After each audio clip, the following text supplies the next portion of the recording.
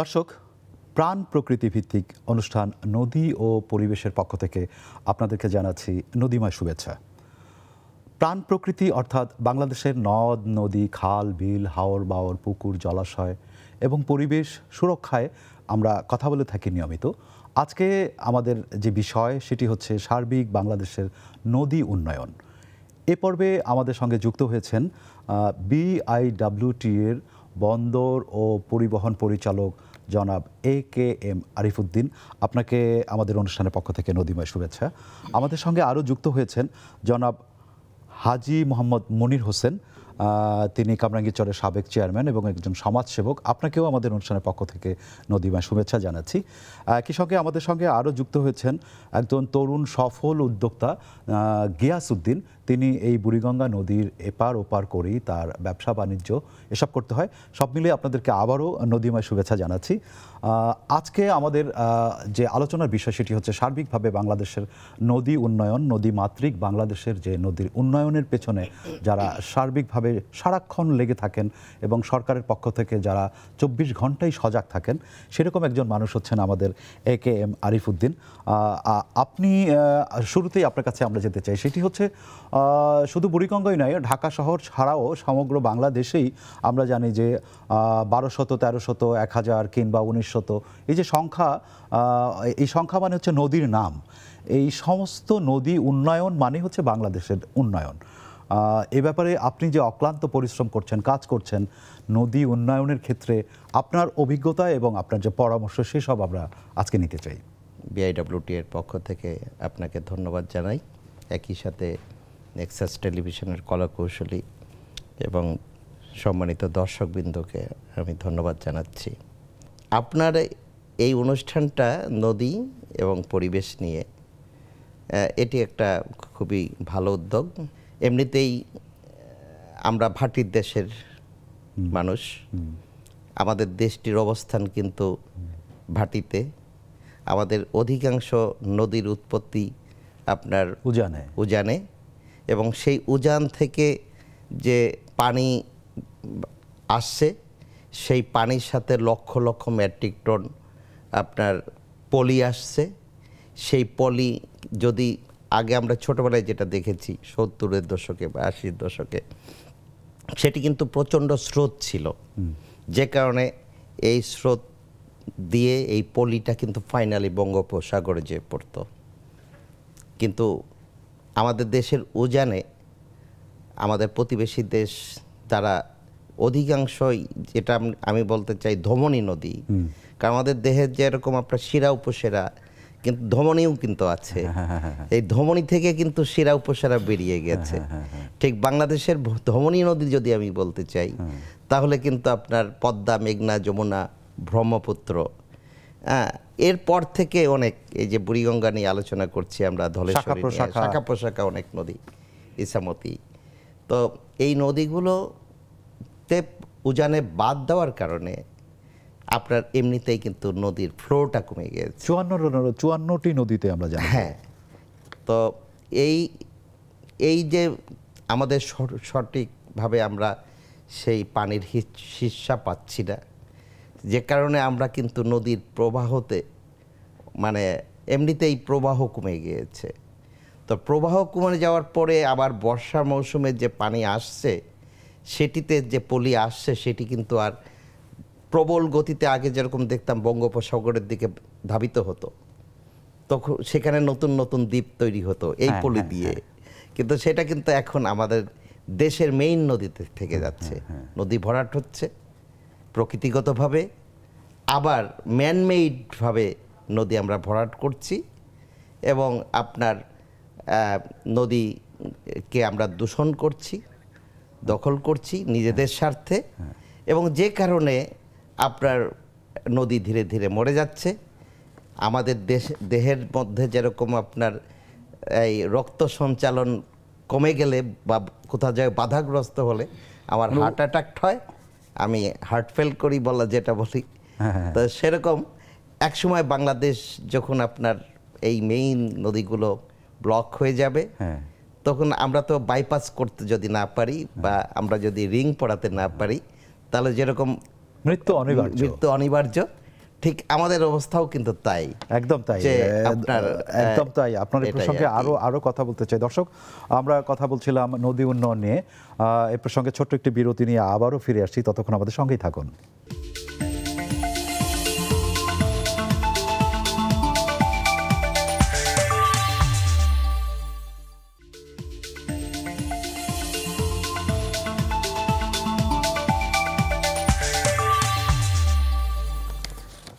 দর্শক, বিরতির পরে আবারও ফিরে এলাম নদী ও পরিবেশ অনুষ্ঠানে।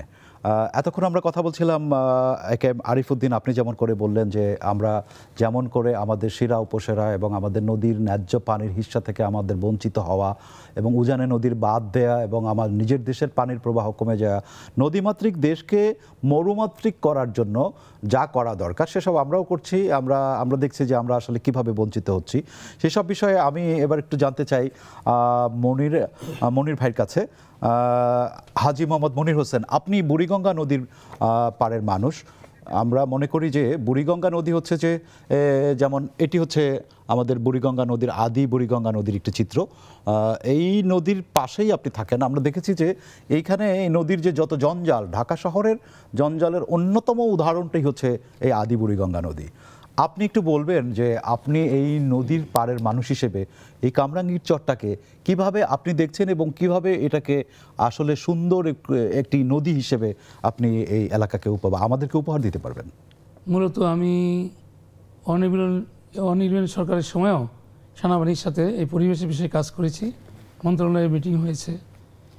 তো আমি আগে থেকেই পরিবেশবাদী, তো সেই জন্য আমার এলাকায় যেখানে পরিবেশগত সমস্যা দেখি, যেমন বেড়িবাঁধের উপরে আপনার ময়লা ডাম্পিং করছে এবং বাঁধ নষ্ট হয়ে যাচ্ছে, মানুষের চলাচল অনুপযোগী হয়ে যাচ্ছে। এগুলি আমি এলাকায় এসে আমি এগুলি সরানোর ব্যবস্থা করেছি।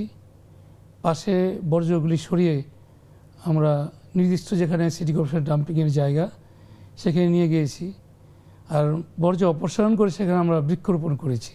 বাহ! এলাকার মুরব্বীদেরকে নিয়ে, সচেতন লোকজনদেরকে নিয়ে। তো এতে যে আমাদের যে একটা সবুজায়ন, পরিবেশগত একটা ভারসাম্য রক্ষা পাবে যদি আমরা বৃক্ষরোপণ করতে পারি। আর নদী যে দূষণ, সেটা তো আসলে আমরা একজন ব্যক্তি ইচ্ছা করলেই পারবে না। এটা গভর্নমেন্টের, সরকারের অনেক বড় প্রজেক্ট থাকতে হবে। যেমন ধরেন এই আপনার ট্যানারির বর্জ্য যেগুলি নদীতে এসে পড়ে, সেখানে একটা ওয়াটার ট্রিটমেন্ট প্লান্ট যদি থাকে, যে পানিগুলি পরিশোধিত হয়ে নদীতে পড়বে এবং নিষ্কাশনে যে পানিগুলি নদীতে পড়ে, সেখানে আমরা জানি নদীর তীরবর্তী এলাকা যেটাকে বলে ফরশোর লাইন। তো এই তীরবর্তী এলাকাগুলিতে যদি ভিতরে একটা ডিশ পানি জমানোর জন্য এই ময়লা পানিগুলো সেখানে যদি জমাট হয়, সেগুলো যদি আবার ওয়াটার ট্রিটমেন্ট প্লান্টের মাধ্যমে নদীতে ফেলা হয়, তাহলে নদীর পানি একদম বিশুদ্ধ হয়ে যাবে, পরিশোধন করে ফেলতে। হ্যাঁ হ্যাঁ। তো এটা আমি ফ্রান্সে দেখেছি, যে ওখানে আপনার প্যারিসের নর্দার্ন প্যারিস আর সাউদার্ন প্যারিস মাঝখানে নদী, সিন নদী, সেখানে আমি যখন পরিবহন করেছি তখন দেখেছি যে আপনার একটা চকলেটের যে খোসা, সেটাও নদীতে ফেলা নিষেধ। সেটা নির্দিষ্ট জায়গা আছে, ডাস্টবিন, সেখানে ফেলে। তো ওখানে নদীতে দেখা যায় নিচে, গভীর নিচে যে পাথর আছে, বালি আছে, সেইগুলি দেখা যায়, মানে পানি এত স্বচ্ছ। তো ইচ্ছা করলেই যে একটা সরকার বা জনগণ, আমি ব্যক্তি সচেতন, আমার পরিবার সচেতন এবং সমাজ সচেতন, রাষ্ট্র সচেতন হয়, তাহলে এই পরিবেশকে ধরে রাখা সম্ভব। আর এই পরিবেশ যদি আমরা নদীর পরিবেশকে দূষণমুক্ত করতে পারি, তাহলে আমাদের পরিবেশ বাঁচবে এবং এই দেশ বাঁচবে। অন্যথায় একদিন সাহারা মরুভূমির মতো আমরাও হয়ে যেতে পারি। নদীমাতৃক দেশ যেমন, সেটা মরুমাতৃক হওয়ার একটা খুবই সম্ভাবনা থাকবে। সম্ভাবনা থাকবে। অনেক ধন্যবাদ, আবারও আসবো আপনার কাছে।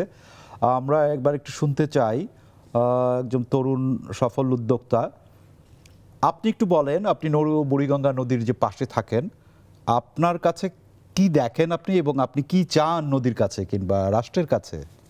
নদীর কাছে আমার ধরেন প্রত্যেক দিনের যাতায়াত, এবং আমি যাচ্ছি এখন।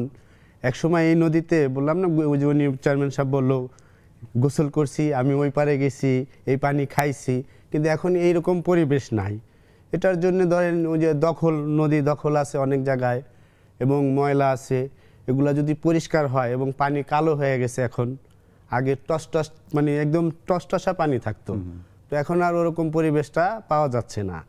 তো এটা যদি ধরেন খনন করা হয় এবং পাড়গুলোকে মানে আরও সরু করে এবং ময়লা পরিষ্কার করে মানে সংস্কার করা হয়, তাহলে ইনশাল্লাহ আগে নেয় আবার এই বুড়িগঙ্গা মনে করেন যৌবন ফিরে পাবে, যেটা তার চিরচেনা রূপ। এখন আর চিরচেনা রূপে নাই বুড়িগঙ্গা, অনেক জায়গাটা মেরেই ফেলছে। তো মূলত যেখানে আছে সেটাকেও ধরেন চাইলে যৌবনে ফেরত করা সম্ভব, যদি পরিষ্কার ক্লিন করা হয় এবং সবসময় ক্লিন থাকে। ইনশাল্লাহ এটা অনেক সুন্দর একটা নদী, নদী মানে ভালোবাসার নদী, বাঁচাতে হবে। আমাদের সকলেরই চাওয়া এটাকে বাঁচাতে নয়, বাংলাদেশের সকল নদীমাতৃক দেশকে বাঁচাতে হলে নদী বাঁচাতে হবে। দর্শক, আমরা কথা বলছিলাম নদী ও পরিবেশ বিষয়ক, নদী উন্নয়ন বিষয়ে। আজকে আসছি আবারও ছোট্ট একটু বিরতি নিয়ে, সেই পর্যন্ত আমাদের সঙ্গেই থাকুন।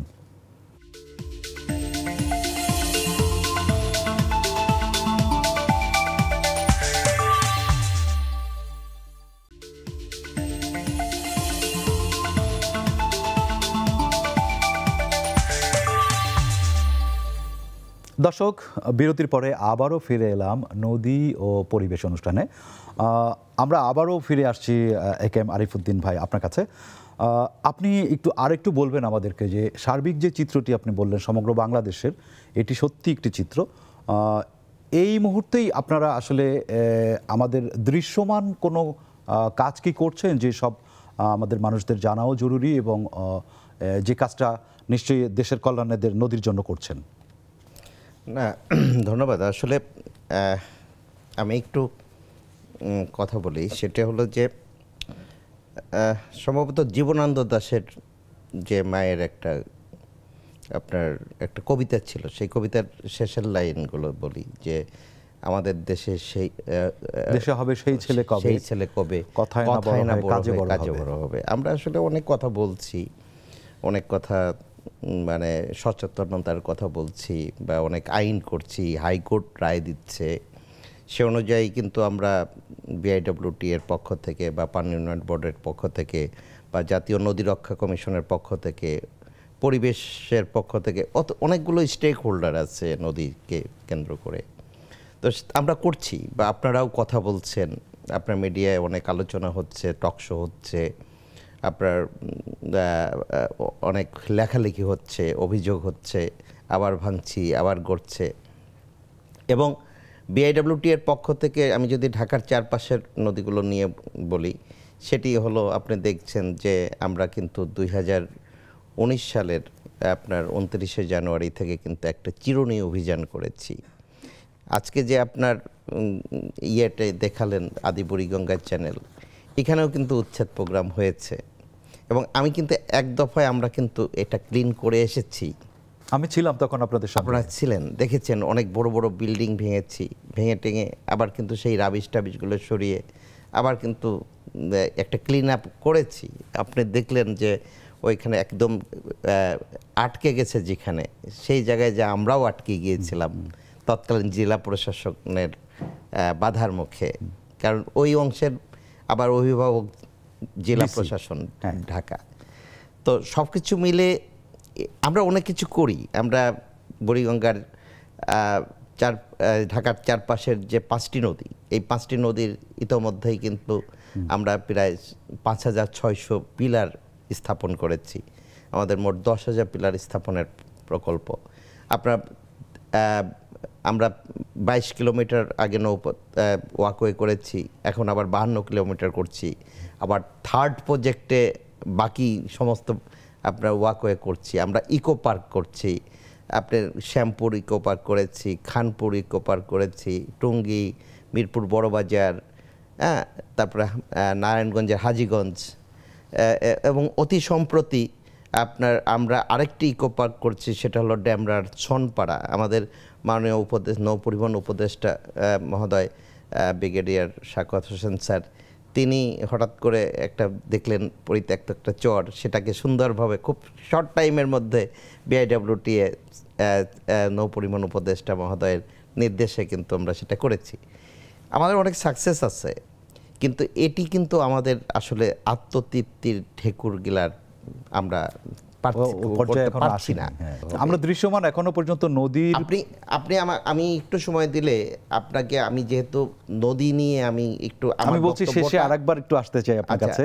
এর এক মুহূর্তে এটা আসলে পৃথিবীর অন্যান্য দেশে মানুষ যেমন সচেতন, তারা সচেতন থাকার কারণে কিন্তু নদী, তারা আপনি যেমন বললেন প্যারিসের কথা, ফ্রান্সের কথা, আমাদের এখানে তো মূলত বিদেশ, আমাদের উজানের বাঁধের কথা বলছি, বিদেশি হয়তো আমাদের পানির প্রবাহ কম আসে, সেটা তো দেশের বাইরের একটা সমস্যা। কিন্তু আমার দেশের মানুষ যেমন আপনার বুড়িগঙ্গার পাড়েই আপনার এখানে যে মানুষটা দখল করছে নিয়মিত বা দূষণ করছে, এটা তো আমার দেশের মানুষ করছে।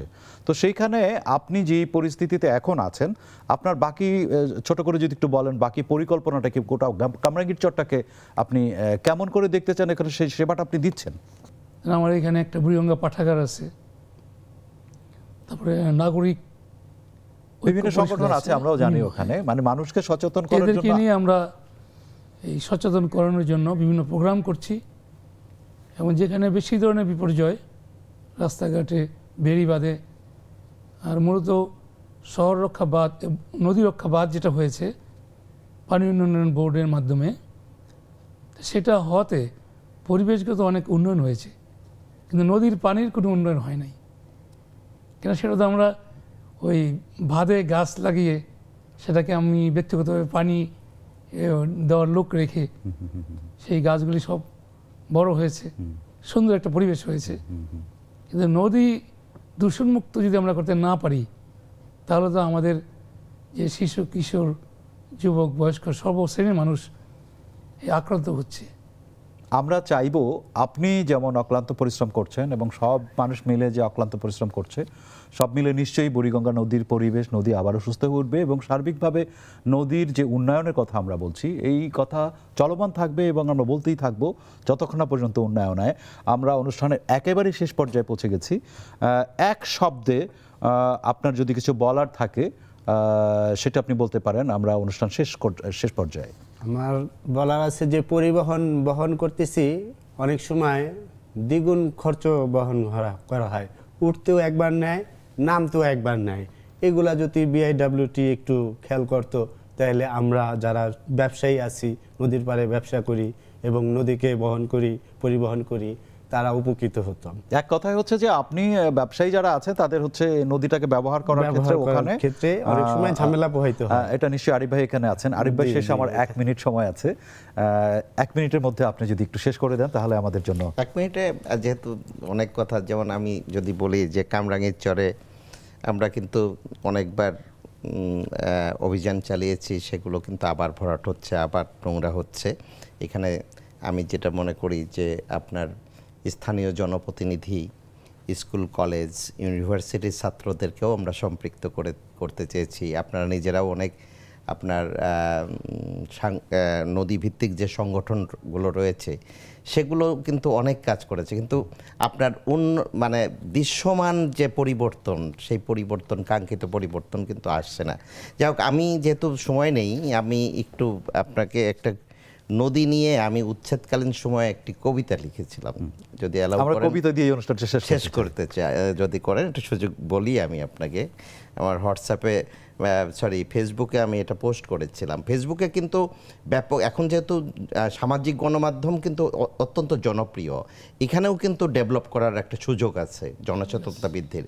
তা আমি লিখেছিলাম যেটা অনুভূতি অস্তিত্বে, পরতে পরতে, শিকড়ে শিহরণে, সংস্কৃতি মননে, গঞ্জে বন্দরে, সভ্যতার নগরে, জলবায়ু পরিবেশে, পানে আমিষে, সেচে পর্যটনে, সাশ্রয়ী পরিবহনে, সবখানে তুমি। দখলে দূষণে, পাষাণ্ড পীড়নে, অন্যায় অবিচারে, জুলুমে অত্যাচারে, গৃহস্থালী বর্জ্যে, ময়লার ড্রেনেজে, নদী খেকল লোলুপে, দখলি শিল্পে, অযত্ন অবহেলায়, তাহাদের যাতনায় আজ মুমূর্ষ তুমি। অসাধারণ। আজকে আপনার আরেকটি পরিচয় আমরা জানতে পারলাম যে আপনি একজন ভালো কবিও বটে। যে প্রসঙ্গে কবিতাটি বললেন আমরা সমগ্র অনুষ্ঠানে সেই কথাটাই বলবার চেষ্টা করছি। তো আজকে অনুষ্ঠানের একেবারে শেষ পর্যায়ে আপনারা তিনজন আমাদের সঙ্গে এসেছেন, সে কারণে আপনাদেরকে আবারও নদীবাই শুভেচ্ছা জানাচ্ছি। আবারও কিছুদিন পরপরই আপনাদের সঙ্গে এই বিষয়ে কথা হবে। যতক্ষণ না পর্যন্ত আমাদের নদী ও পরিবেশ আবার আগের মতো ফিরে না আসে ততক্ষণ পর্যন্ত এই আলোচনা চলতে থাকবে। প্রিয় দর্শক, আজকে নদী উন্নয়ন পর্বে আমাদের সঙ্গে যুক্ত ছিলেন জনাব AKM আরিফউদ্দিন, বন্দর ও পরিবহন পরিচালক BIWTA, এবং আমাদের সঙ্গে আরও যুক্ত ছিলেন জনাব হাজী মোহাম্মদ মনির হোসেন, তিনি কামরাঙ্গীরচরের সাবেক চেয়ারম্যান এবং স্থানীয় একজন পরিবেশ বান্ধব, পরিবেশবিদ বা পরিবেশ কর্মী যাই বলি না কেন তাকে বলা যায়। এবং আমাদের সঙ্গে আরও যুক্ত ছিলেন সফল একজন তরুণ উদ্যোক্তা মোহাম্মদ গিয়াসউদ্দিন। আপনাকেও এবং আপনাদের তিনজনকে আবারও আমরা নদীমা শুভেচ্ছা জানাচ্ছি। দর্শক, আজ এই পর্যন্তই। আগামীতে নিশ্চয়ই আমরা কথা বলবো অন্য কোনো পরিবেশ, অন্য কোনো নদ নদী, খাল বিল, হাওর বাওর, পুকুর অথবা প্রকৃতি নিয়ে। সে পর্যন্ত ভালো থাকুন, নিরাপদে থাকুন, নদী দখল দূষণ বন্ধ করুন এবং নদীর সঙ্গেই থাকুন।